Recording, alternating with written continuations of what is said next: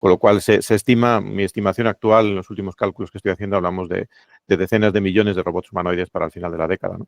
Interactuando, algunos más o menos inteligentes, interactuando con seres humanos en el mundo físico. Y efectivamente todavía son relativamente bastante mecánicos, ¿no? La mayoría de estos robots, aunque están reduciéndose de precio drásticamente, sobre todo gracias a China, que básicamente es quien está reduciendo el coste de todo esto, pero efectivamente hay otras empresas que están tratando de hacerlos mucho más humanos, ¿no? En vez de utilizar tanto dispositivo metálico de alguna manera, están empezando a utilizar pieles sintéticas y están empezando a crear, digamos, algo más parecido a lo que podría ser un replicante, por ejemplo, de las famosas películas de ciencia ficción de Blade Runner y cosas parecidas, ¿no? Esos tardarán un poquito más, porque efectivamente eso no es tan sencillo de hacer, pero los otros, bueno, ya se están fabricando por decenas de miles, cientos de miles en algunos casos. Con estos costes que se van reduciendo drásticamente, no es muy difícil que veamos muchos de ellos en nuestra vida cotidiana. Es que algún día crearemos la última herramienta, ¿no? Y esa última herramienta será el próximo nosotros, ¿no? Entonces, eso supone, por supuesto, una capacidad de humildad muy importante por parte del ser humano de efectivamente ya no ser el que está en la cúspide de todo esto, ¿no? Ahora estamos en un punto en el que vamos a dejar no solo ser el centro de todo, sino efectivamente no ser la especie, entre comillas, especie más inteligente que habitará este planeta, ¿no? Pero desde un punto de vista puramente técnico no va a tener ningún sentido el trabajo humano. El 100% del trabajo humano, incluso de los trabajos futuros, sin ninguna duda lo podrán hacer las máquinas. La fisicalidad, la corporalidad de estas máquinas, incluso con los agentes tipo GPT y similares, en pruebas que se han hecho, por ejemplo, con médicos de cabecera, han resultado parecer o sentir los pacientes mucho más empatía con estos agentes artificiales que con los humanos, ¿no? Entre otras cosas porque son capaces de actuar como si fuesen muchos humanos en uno mismo, ¿no? Han entendido de muchos aspectos relacionados con la interacción, han aprendido de muchos libros, han aprendido de muchas conferencias, han aprendido de muchas interacciones sociales, incluso de los seres humanos, y en ese sentido son capaces de simular bastante bien la empatía. No sentirla, yo creo, de momento, eso será un poco más adelante, pero sí que, por supuesto, replicarla con bastante eficiencia, incluso mejor que los propios humanos. Las sociedades que no acepten esto lo antes posible, surgirá una merma de competitividad espectacular.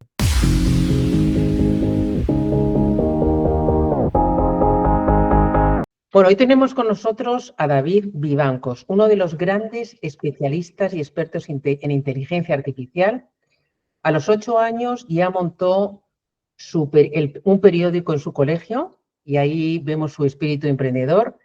De hecho, ha fundado varias empresas, ha participado en más de 400 conferencias en Europa y en Estados Unidos. Es entrenador de máquinas inteligentes, o eso he oído por algún sitio.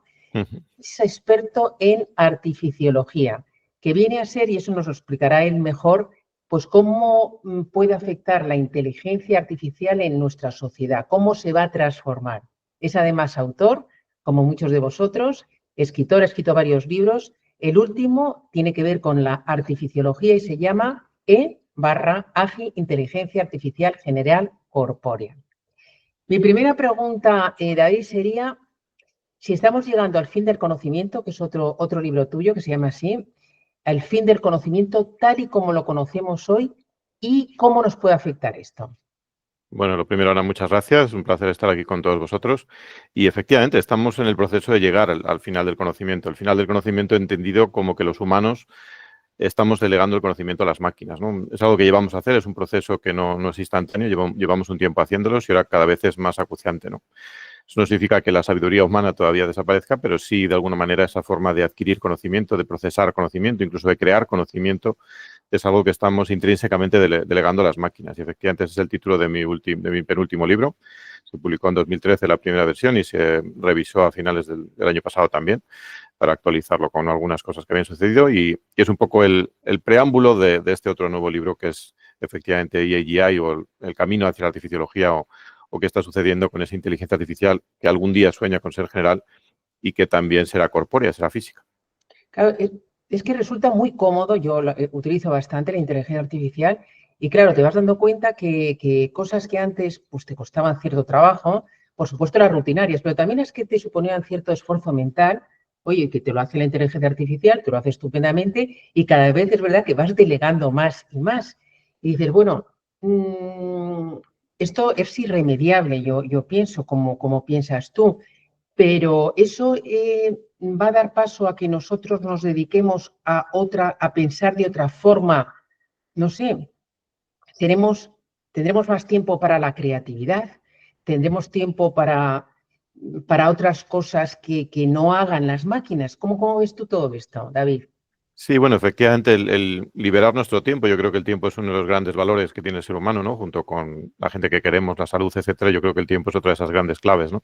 Y efectivamente, el delegar el conocimiento a las máquinas y sobre todo, especialmente, delegar el trabajo a las máquinas es algo que puede liberar, sobre todo el trabajo repetitivo, es algo que puede liberar muchísimo tiempo al ser humano para hacer muchas otras cosas que le ilustren, que de alguna manera le ayuden a ser mejor, pero efectivamente también se corre un riesgo de que efectivamente la gente no dedique el tiempo para cosas muy positivas, ¿no? Eso es una realidad que está ahí, ¿no? Pero en esa delegación del conocimiento a las máquinas lo que hace es, sin ninguna duda, extender nuestras capacidades. Es decir, el ser humano siempre ha creado herramientas para extender sus capacidades físicas y mentales, ¿no?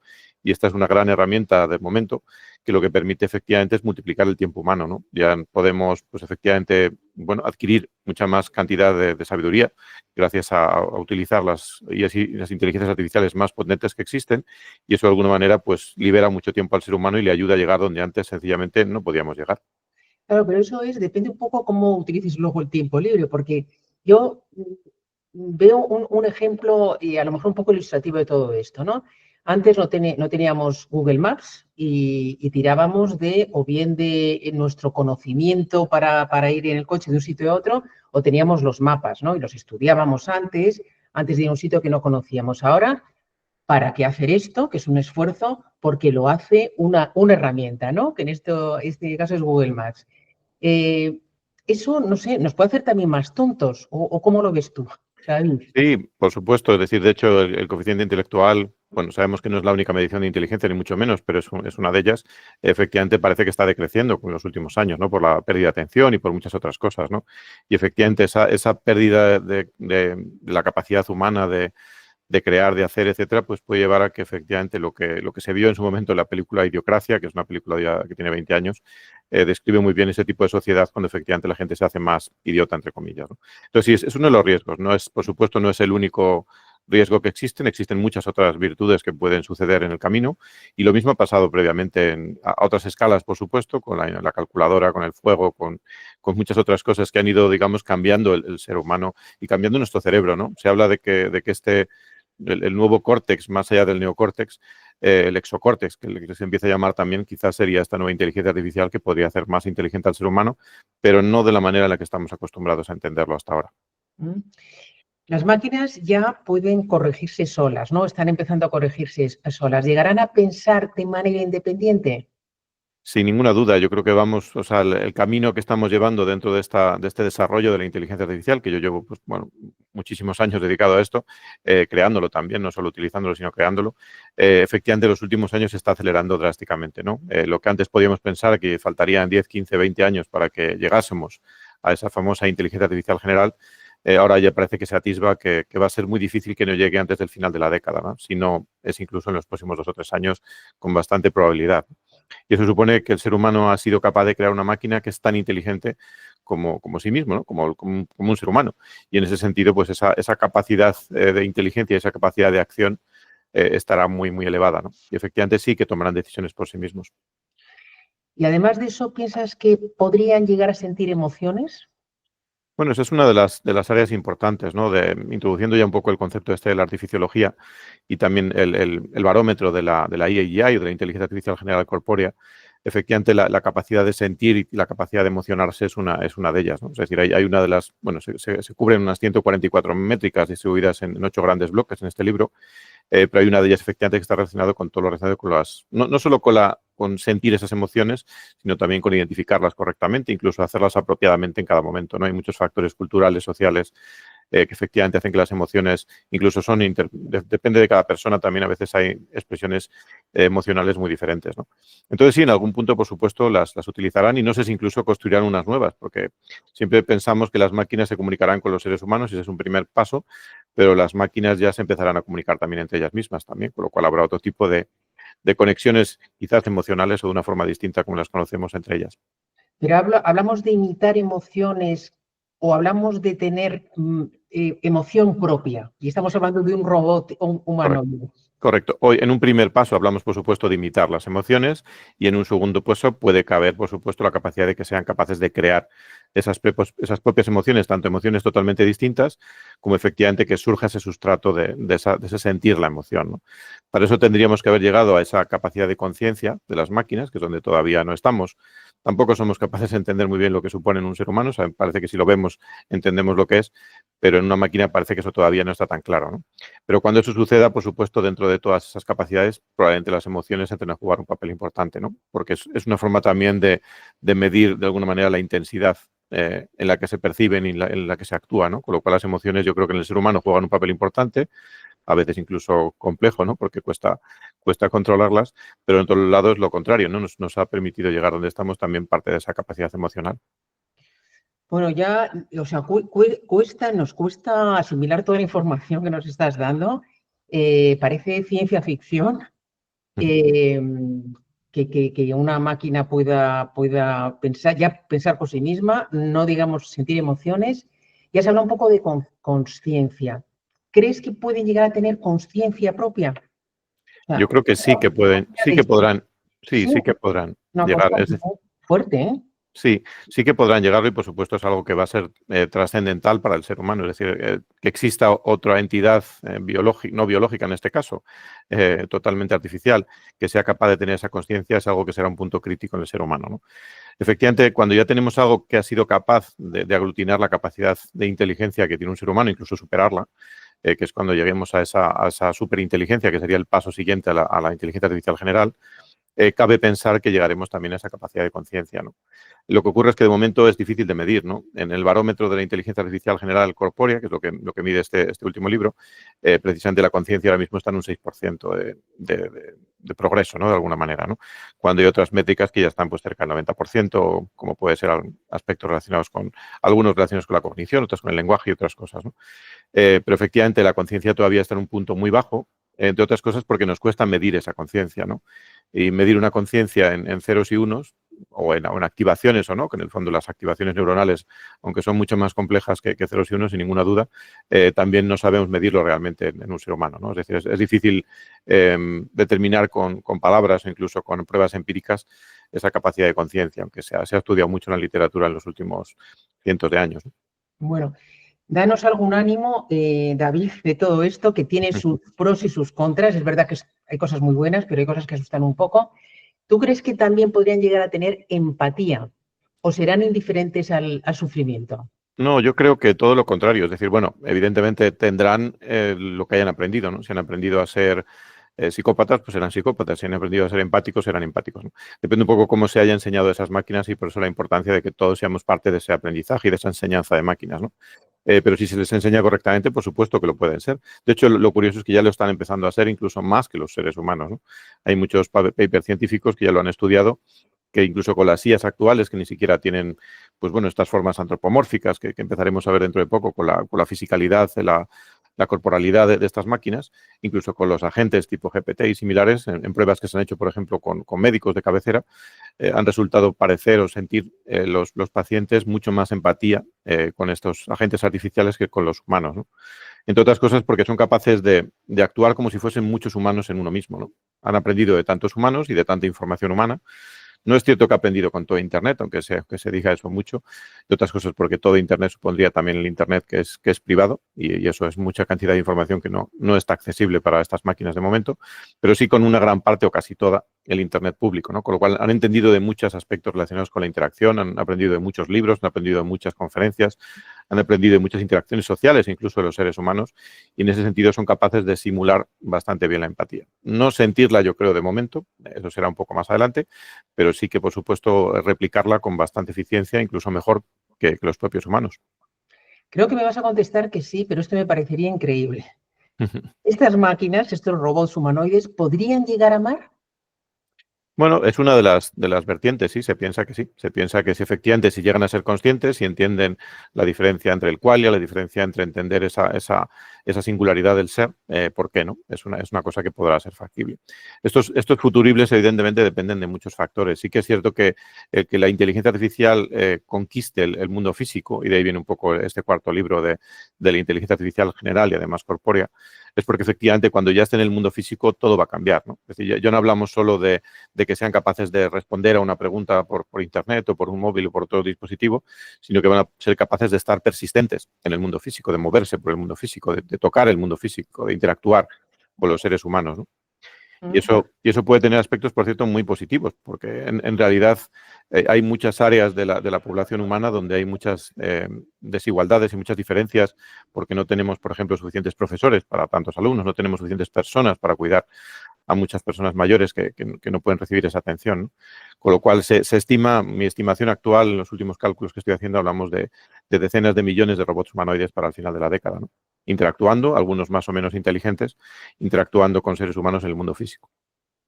Pero, y te voy a pasar unas preguntas, por lo menos dos, que me ha pasado alguien que tú conoces, creo, se llama José Sánchez García, que es una persona que nos ha puesto en contacto, al que entrevisté. De hecho, oye, hazme un par de preguntas, buenas preguntas para David, ¿no?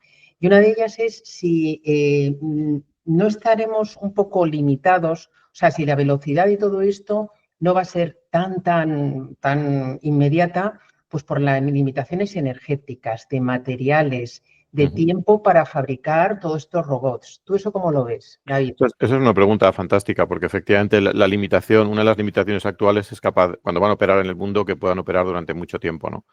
Lo que sucede es que paralelamente están empezando a surgir todo el concepto de los vehículos eléctricos, los coches eléctricos sobre todo, y en el fondo los sistemas de batería van a ser muy similares, ¿no? Faltan todavía que seamos capaces de hacerlas más eficientes y con mayor duración, y será uno de los limitantes iniciales, pero de nuevo la propia inteligencia artificial ayudará también a que la propia electricidad, la propia producción energética, no solo la producción, sino más bien el almacenamiento, que es donde está el límite ahora mismo, pues se haga de una forma más eficiente, ¿no? Con lo cual se esperan grandes avances en ese campo. Es un campo que no ha avanzado drásticamente, sobre todo avanza bastante la captura de energía, es decir, capturar energía sí que hay técnicas muy potentes, almacenarla y utilizarla después es donde está todavía aspectos. Pero sí, es una de las áreas de trabajo muy potentes.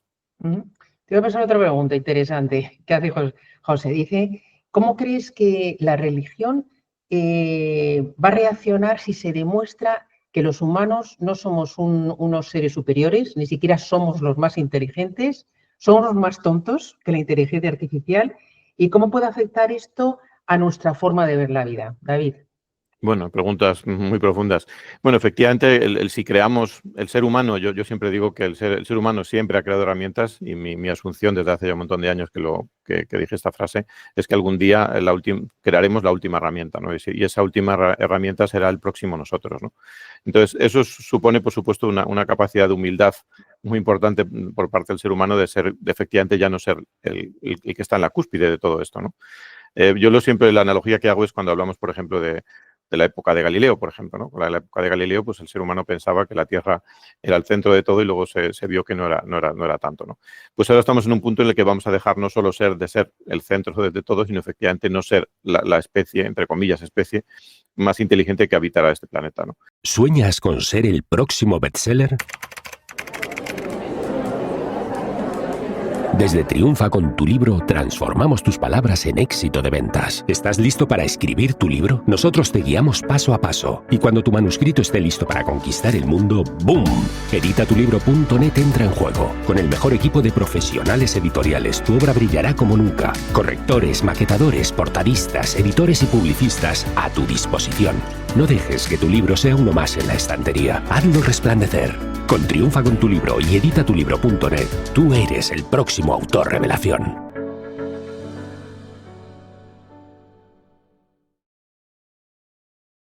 Entonces, eso es un cambio trascendental, ¿no? Donde efectivamente va a ser difícil para el ser humano aceptarlo y entenderlo. Hay quien todavía está trabajando en una vertiente híbrida, es decir, de ver si somos capaces de hibridizar la tecnología con la biología. No sé si llegaremos a tiempo a eso, llegará antes la inteligencia artificial general corpórea, puramente digital, sin biología por medio, pero es otra de las opciones que hay ahora mismo, ¿no? Es decir, que ya los que utilizamos ese exocerebro, como comentamos al principio, ya de alguna manera somos más capaces, entre comillas, de hacer algunas cosas que puramente biológicamente no podríamos, ¿no? Pero este será un paso superior, un paso en el que seremos capaces de delegar todo eso, ¿no?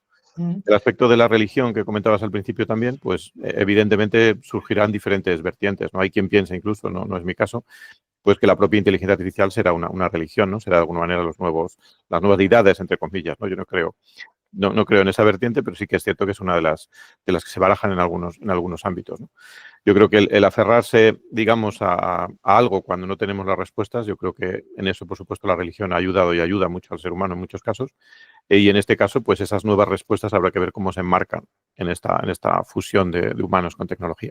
No, está claro que nosotros humanos podemos, nos interesa trabajar con la inteligencia artificial, pero si esa inteligencia nos supera en inteligencia, ¿qué sentido puede tener para la inteligencia, para esos robots humanoides, colaborar con nosotros? O sea, ¿no puede llegar un momento que se independicen y que no seamos necesarios? Eso es una de las posibilidades, por supuesto puede suceder y es probable que de alguna manera, pues como tal, no seamos necesarios en el sentido estricto de la palabra, pero eso no significa que se deshagan de nosotros, ¿no? Es decir, de alguna manera depende de cómo hayan sido entrenadas estas máquinas, si nos ven más de alguna manera como los padres, las madres, entre comillas, de esos dispositivos, que si nos ven sencillamente como una especie inferior nada más, será distinto, ¿no? Será muy, muy diferente. Por eso, uno de los aspectos que yo hago mucho hincapié, y ya lo hacía también en mi libro anterior, es que efectivamente todos tenemos que ser parte de todo este conocimiento que se está delegando a las máquinas, ¿no? Para que efectivamente, en el fondo es una continuación del ADN, entre comillas, no es un ADN biológico, es un ADN de otro tipo, y ese ADN es esa continuación de esos 100.000 millones de seres humanos que han vivido en la Tierra y los 8.000 que vivimos en la actualidad. Esa capacidad de transmitirlo hacia estas siguientes entidades será clave para que efectivamente en esa coexistencia, que lo lógico es que suponga una coexistencia, no un reemplazo completo, pues sí que sea clave, ¿no? Lo que sí que es cierto es que como estamos delegando poco a poco el trabajo a estas máquinas, habrá como también varios tipos de, por supuesto no habrá una sola inteligencia artificial general, habrá muchas, ¿no? Pero incluso dentro de estas inteligencias habrá otras menos inteligentes que serán las que hagan el trabajo. Ni siquiera creo que el ser humano sea el que tenga que hacer el trabajo cuando pueda haber otras máquinas menos inteligentes que serán las que lo harán, ¿no? Háblanos del término artificiología, del que tú eres un experto. ¿Lo puedes explicar de una forma sencilla para que sí, por supuesto. Bueno, el término artificiología yo de alguna manera lo utilizo y lo pongo de nuevo lo saco de alguna manera porque no se había utilizado apenas en este campo nunca, en una conferencia inaugural que di en septiembre del año pasado en un evento que se llama Ars Electronica Festival, que es, digamos, como los Nobel de alguna manera del arte, la tecnología, la ciencia, la sociedad, se hace en Linz, en Austria, y dando una conferencia inaugural en uno de los tracks, pues invento o reutilizo esta palabra que se llama la artificiología, ¿no?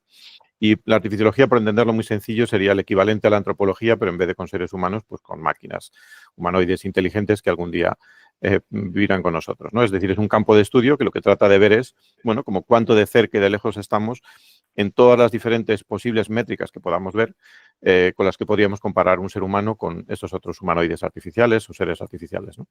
Y de eso se trata la artificiología. Entonces, este libro lo que trata es de crear más artificiólogos, de hacer que más personas de alguna manera puedan participar en este proceso y entiendan qué es lo que hay que hacer para estar, digamos, en este campo y crearlo. De alguna manera es crear una nueva disciplina, sin ninguna duda.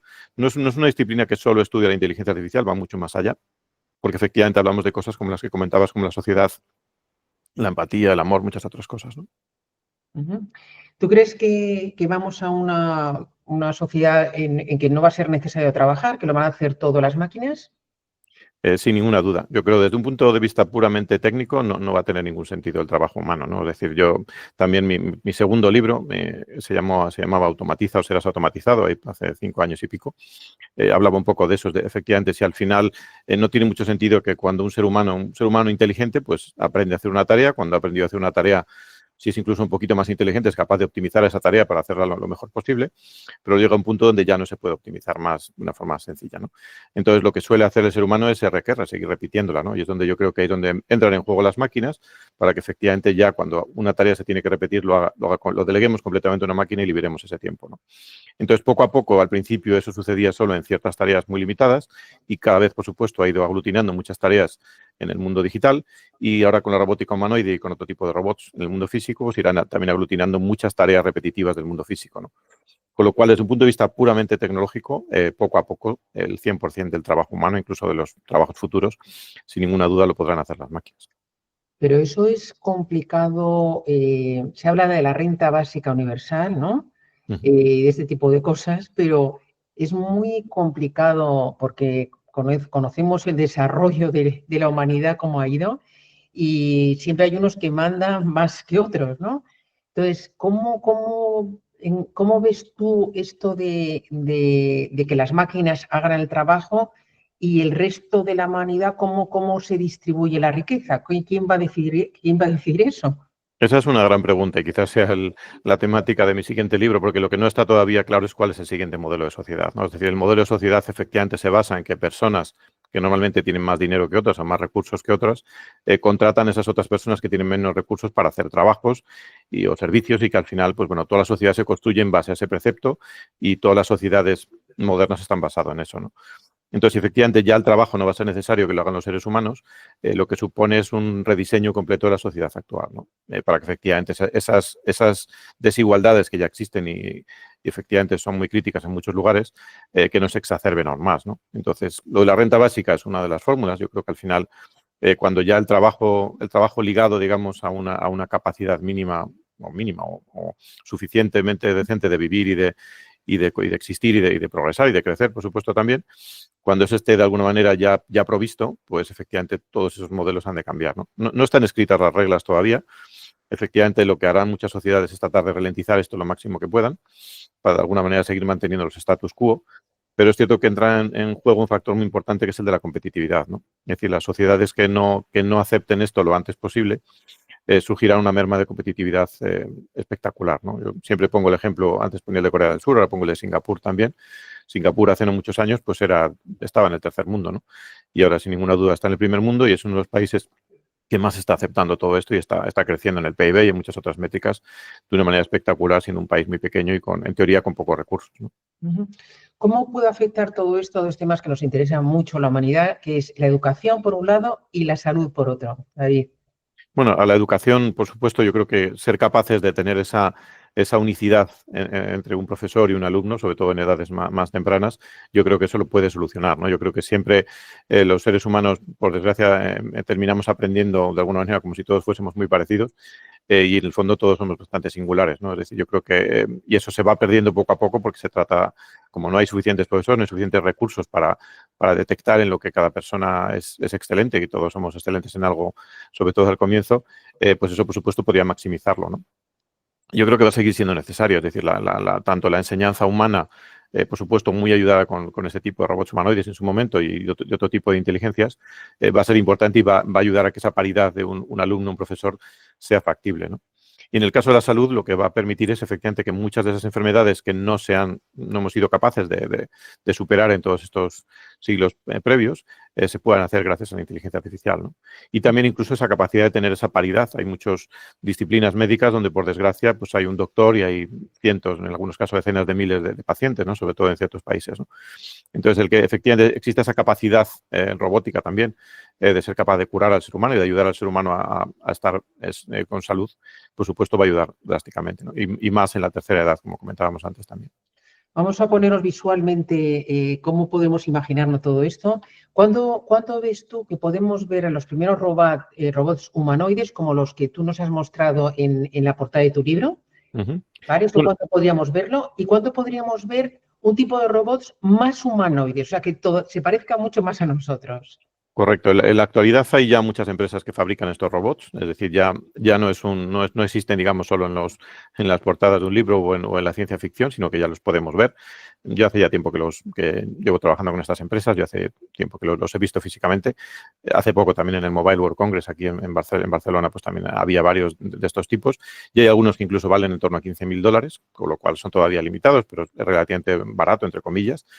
Y efectivamente todavía son relativamente bastante mecánicos, ¿no? La mayoría de estos robots, aunque están reduciéndose de precio drásticamente, sobre todo gracias a China, que básicamente es quien está reduciendo el coste de todo esto, pero efectivamente hay otras empresas que están tratando de hacerlos mucho más humanos, ¿no? En vez de utilizar tanto dispositivo metálico de alguna manera, están empezando a utilizar pieles sintéticas y están empezando a crear, digamos, algo más parecido a lo que podría ser un replicante, por ejemplo, de las famosas películas de ciencia ficción de Blade Runner y cosas parecidas, ¿no? Esos tardarán un poquito más, porque efectivamente eso no es tan sencillo de hacer, pero los otros, bueno, ya se están fabricando por decenas de miles, cientos de miles en algunos casos.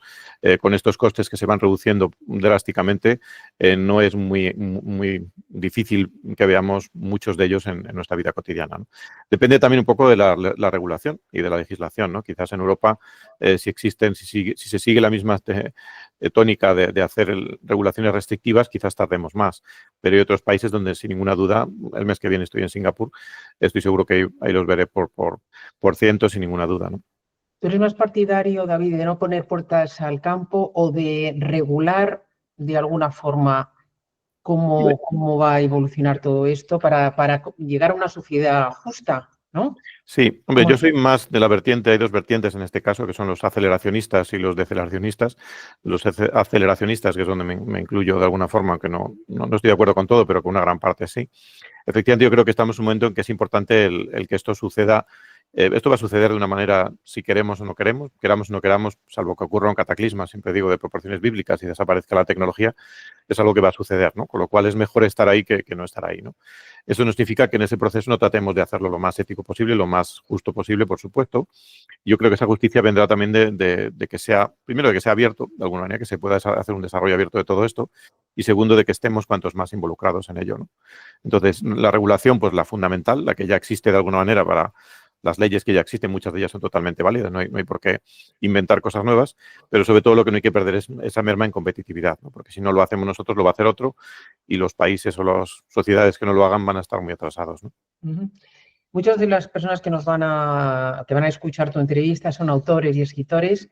¿Cómo ves que la inteligencia artificial puede afectar a autores y escritores? No sé si tú has utilizado la inteligencia artificial para ayudarte con tus libros. Cuéntanos un poquito todo esto, David. Bueno, mi anterior libro, El fin del conocimiento, fue el último libro que fue 100% humano y no participó ninguna inteligencia artificial, aunque ya había algunas entonces. Excepto bueno, en la segunda edición creé unas bóvedas de conocimiento, que esas sí están hechas con inteligencia artificial, pero que es el libro es humano. Y este último libro sí que ha habido una participación de algunas de las IAs para muchas cosas, ¿no? Es como ya no utilizar una calculadora o no utilizar otra herramienta, yo creo que ya no tiene mucho sentido, ¿no? Entonces, para un autor, por supuesto, te puede dar en muchos aspectos, te puede ayudar a investigar mejor, te puede ayudar a encontrar las fuentes de una manera más eficiente, aunque tienes que, evidentemente, revisarlas.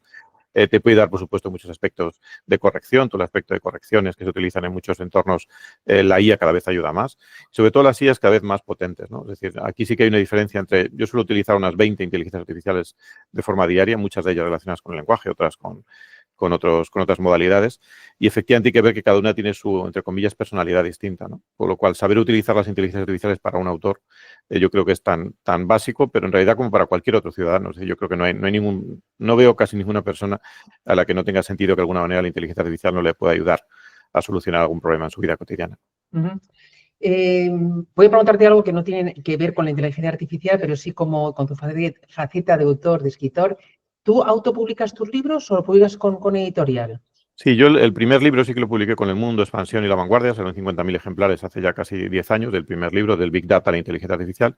Y luego, por la velocidad en lo que va todo esto, he decidido el resto autopublicarlo, ¿no? Sobre todo por una capacidad de llegar rápido de alguna manera y de contar las ideas de una manera un poco más rápido.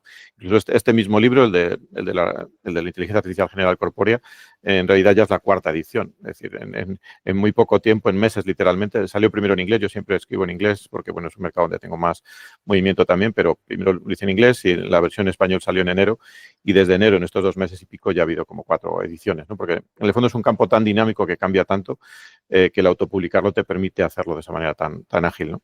Y también porque este libro se acompaña de toda una plataforma que es artificiología.com también, donde de alguna manera todo lo que no da tiempo a reescribirlo, se puede ver ese seguimiento, ese barómetro se puede ver de una forma viva, cómo va cambiando semana a semana. Vale, antes de dar paso a los autores que están hoy con nosotros, de nuestro club de autores, que lo haremos privadamente, ya te voy a hacer las últimas preguntas, David, y los que estáis aquí, por favor, si queréis, vais pasando primero por chat las preguntas para hacerle a David. David, llevas muchos años investigando sobre inteligencia artificial. ¿Hay algo que descubriste o aprendiste que ha cambiado completamente tu manera de pensar sobre el futuro? Sin ninguna duda, yo creo que cuando ves que son capaces de hacer cosas que no estaban programadas para hacer, que empiezan a tener esos sustratos de lo que podríamos llamar esos gérmenes de lo que es la inteligencia, esos son momentos importantes, ¿no? Y cuando ves sobre todo que lo que antes tardabas meses o años en hacer, ahora lo puedes hacer en segundos o en minutos, esos son momentos que de alguna manera transforman a las personas. ¿No te da un poco de vértigo estar donde estás y ir descubriendo todas estas cosas? ¿O ya te has acostumbrado, ya lo tienes mucho más presente? ¿No te pasa como a nosotros, que es algo que nos da mucho vértigo cuando te escuchamos hablar de estas cosas tan interesantes por otro lado? Hombre, en mi caso, como lo estoy construyendo, lo estoy haciendo, es decir, no solo la parte de divulgación es una parte muy pequeña de lo que hago, es fundamentalmente lo investigo y lo creo y lo desarrollo, ¿no? Pues es distinto que si lo ves solo desde fuera, ¿no? Entonces, parte de lo de contar es porque efectivamente para la gente que no está creando, lo que no está construyendo, desmitificarlo y sobre todo todos mis libros de alguna manera son llamadas de atención, ¿no? Llamadas a que las personas, más o menos el 95% de lo que cuento en mis libros son cosas que ya han pasado, ¿no? Aunque hayan pasado el día anterior literalmente, ¿no? Pero sobre todo hay una parte que se atisba hacia donde creo que puede ir el futuro, que si lo estás creando es más fácil que ver hacia dónde va. El cuándo es lo que puede cambiar, porque nadie tenemos esa capacidad de predecir el cuándo, pero es importante estar ahí, ¿no? Entonces, son llamadas de atención y llamadas de alguna manera que las personas aprendan más y que lo utilicen más para que sean parte de todo esto, ¿no? Vale, yo por mi parte te voy a hacer las últimas dos preguntas que hago siempre a mis entrevistados. Una es, ¿cuál es tu libro favorito? Que puede ser de inteligencia artificial o puede ser una novela o puede ser un libro de no ficción, lo que tú... Mi libro favorito se llama Connections, es de James Burke, es un periodista de la BBC que, bueno, el libro viene después de haber hecho parte de un montón de capítulos de televisión donde exploraba conexiones del pasado que han hecho posibles el presente, ¿no? El presente hablamos prácticamente del siglo pasado porque no es muy contemporáneo, pero es un libro interesante. ¿Y a qué persona me recomendarías entrevistar para este canal de Triunfa con tu libro? Pues yo te recomendaría entrevistar por ejemplo, a Sixto Arias, ¿no? Que es una persona que también va a publicar un libro recientemente, muy interesante precisamente sobre el trabajo y sobre las personas, que sucede en el trabajo con las personas, ¿no? Que precisamente además yo estaré también en su presentación del libro, que lo va a hacer en el Ateneo en abril, y este mío, por cierto, se presenta también el día 20 de este mes, de marzo. Si queréis asistir, luego puedes, si quieres, compartir el link por si va a ser la primera presentación pública. ¿El 20 de marzo? ¿Dónde va a ser? El 20 de marzo será en Silk, en La Moraleja, aquí en Madrid, en Silk, y será a las 7 de la tarde. Luego os paso el enlace también, si queréis. Te lo comparto por si quieres compartirlo. ¿Es este sitio de Cipri Quintas, puede ser? Efectivamente, con Cipri. Cipri va a ser quien va a hacer la introducción del libro. Interesante. No, desde luego, si podéis, os recomiendo. Desde luego, ya veis lo interesante que es la temática y presentado por Cipri será además muy, muy amena la presentación.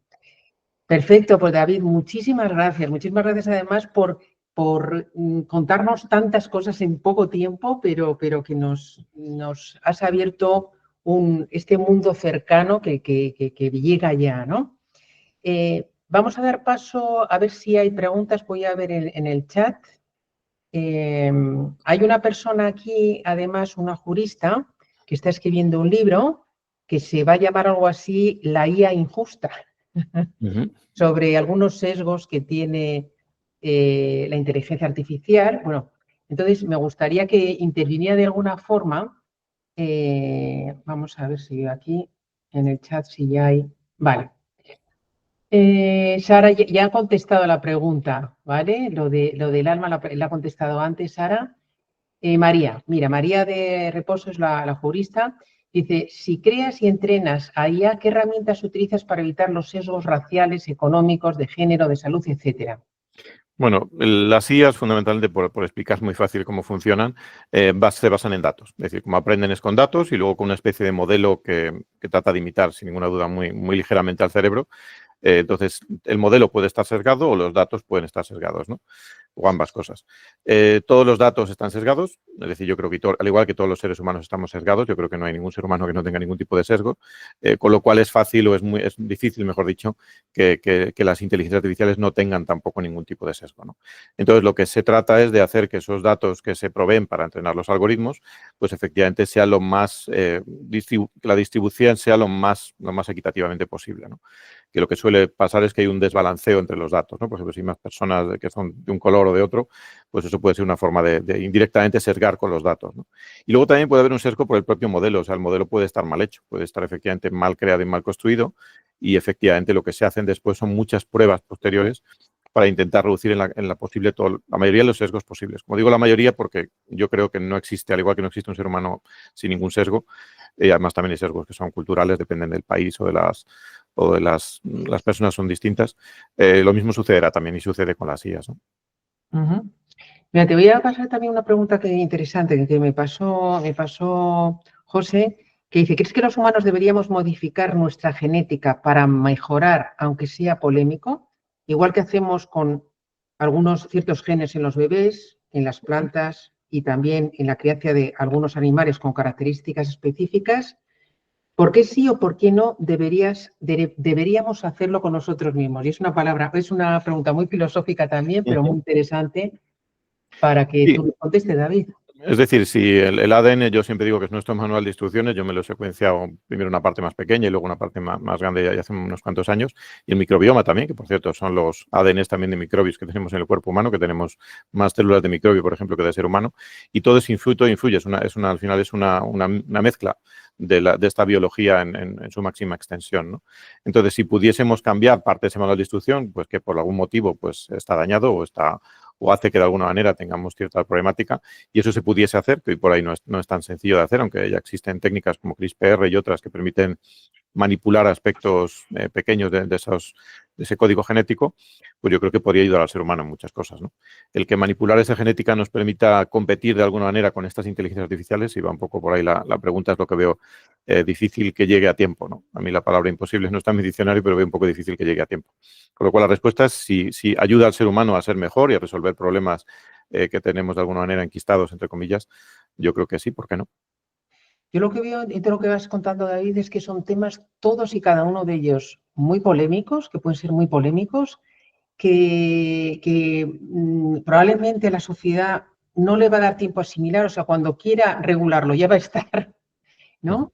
Y que va a ser muy difícil poder poner limitaciones a esto, ¿no? Pero sí hay que participar en crearlo, más que regularlo hay que participar en crearlo, ¿no? Para que efectivamente estemos todos ahí, ¿no? Esa es la diferencia entre regular y crear, ¿no? Y eso en Europa tenemos que aprender y ir más hacia crear y no solo a comprar lo que viene de otros sitios, porque vendrá con sus sesgos, vendrá con sus intereses económicos y de otros tipos. Claro, es que el interés económico seguro que primará sobre cualquier otra cosa, ¿no? Sobre la justicia social, por ejemplo, ¿no? Como siempre, como casi siempre ha ocurrido, ¿no?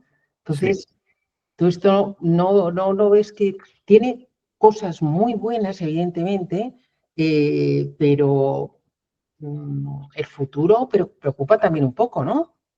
Sí, yo creo que yo siempre digo que más que preocupar hay que ocuparse, ¿no? Porque las preocupaciones, la mayoría no se cumplen, con lo cual lo lógico es ocuparse de que efectivamente entre todos construyamos esto lo mejor que humanamente podamos, ¿no? Y ahí, de nuevo, la palabra humana sigue ahí y el ser humano sigue ahí construyendo todo esto.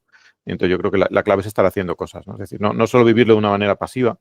Por eso es importante que todos utilicen la inteligencia artificial, porque cada uno sacará cosas distintas, verá errores incluso que otros no ve, porque si yo no me dedico a la jurisprudencia, por ejemplo, pues probablemente yo no veré ciertos sesgos, no veré ciertas cosas que pueden estar bien o mal dentro de esas áreas, ¿no? Con lo cual yo creo que cada persona puede darle su propio sentido a lo que está interactuando con ellas, ¿no?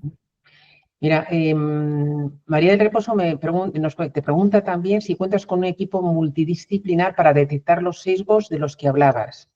Bueno, ahí yo en las conferencias que voy de inteligencia artificial, aparte de crearlo, yo llevo yendo muchos años ya. Al principio éramos menos de 200, la que voy a ir ahora en Singapur el mes que viene seremos 10.000 probablemente o más. Y hace poco no se hablaba de esto de los sesgos, no se hablaba de la ética de la inteligencia artificial. Hace poco, os digo, pues hace 2017, más o menos hacia atrás, apenas se oía hablar nada de estos temas, ¿no? Ahora ya sí que es cierto que es una de los tracks, una de las ramas que se producen en estas conferencias multitudinarias, está relacionado con eso, ¿no? Y efectivamente, pues se buscan perfiles de todo tipo, desde filósofos hasta teólogos, o sea, al final es una gran diversidad de personas las que forman estos equipos y bueno, depende un poco también de las empresas grandes que se dedican, que tienen ya capacidad de tener estos equipos, más allá de la investigación que se produce en universidades y en otros centros de investigación, pues efectivamente suelen estar compuestos por muchos perfiles distintos. No sé si hay algo más que te gustaría comentar que no hayamos mencionado, que consideres interesante, David, alguna pregunta que deberíamos haber hecho que quieras contestar.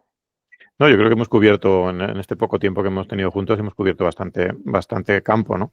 Yo creo que el conocer un poco esto de la inteligencia artificial y sobre todo entender qué es esto de la inteligencia artificial general es algo que tenemos que empezar a ver, porque no es algo que ya esté no es algo que puede ser que le suceda a las siguientes generaciones, sino que es muy probable que nos suceda a nosotros ya mismos, con lo cual es algo que hay que entender, ¿no? Y luego entender que es un campo muy dinámico, ¿no? Es decir, que no es algo, lo que hablemos hoy puede ser vigente quizás semanas o incluso meses.